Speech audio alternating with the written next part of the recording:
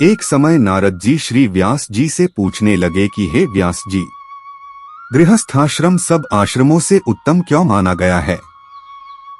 तब व्यास जी ने कहा, जैसे सब नदियां समुद्र में आश्रय पाती हैं और सब जीव माता का आश्रय पाकर ही जीवित रहते हैं, यह 6 प्रकार के भिक्षुक, ब्रह्मचारी, सन्यासी, विद्यार्थी, गुरु पूजक, यात्री, जीविका रहित, ये सब गृहस्थों का ही आश्रय पाते हैं। फिर व्यास जी बोले, हे नारद, अब तब अति पुण्य देने वाला एक पुरातन इतिहास सुनो।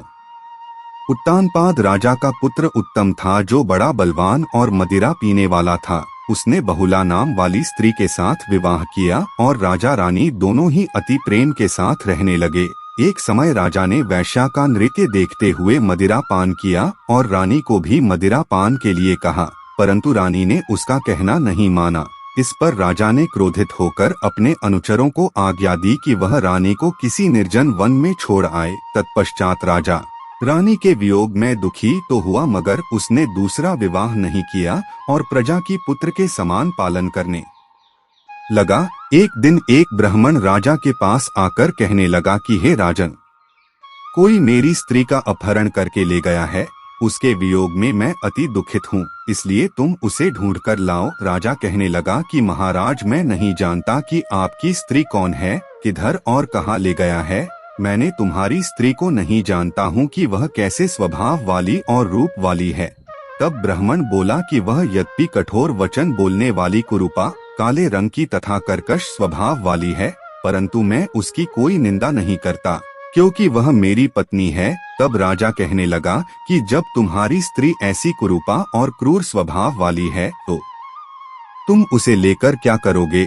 मैं अति सुंदर और कल्याणकारी दूसरी स्त्री लेकर दे सकता हूँ। ब्राह्मण कहने लगा कि राजन, मेरी स्त्री मेरे धर्म और कर्म की अर्धांगिनी है, उसकी रक्षा करना मेरा परम धर्म है। जो अपनी स्त्री की रक्षा नहीं करता, उसका कल्याण नहीं होता। जो मनुष्य ऋतुकाल के पश्चात अपनी स्त्री से भोग नहीं करता, उसके पितर 1 मास तब उसके रुधिर में तैरते हैं।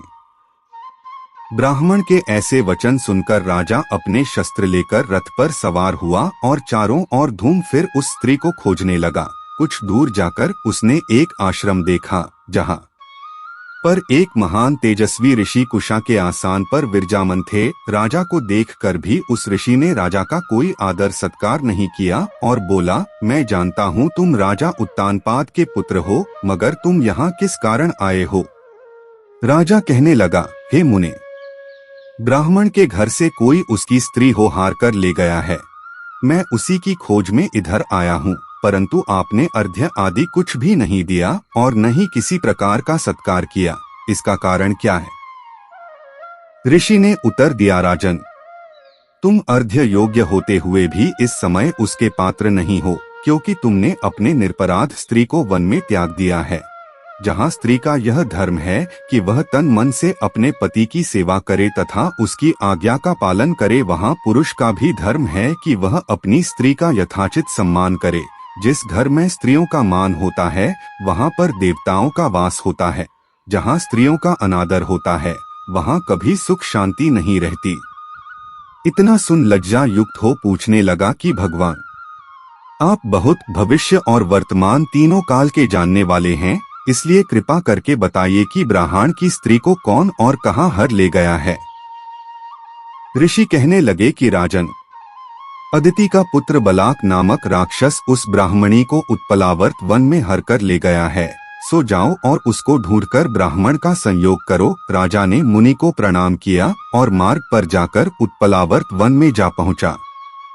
वहां जाकर देखा कि जैसा ब्राह्मण ने बताया था वैसा ही उसका रंग रूप देखकर राजा ने उसे पहचान लिया और कहा कि हे कल्याणी, तुम कौन हो? और विलास पुत्र की स्त्री हूँ। मैं अपने घर में अकेली सो रही थी कि वल्क नाम वाला राक्षस मुझसे हरकर यहाँ पर ले आया है।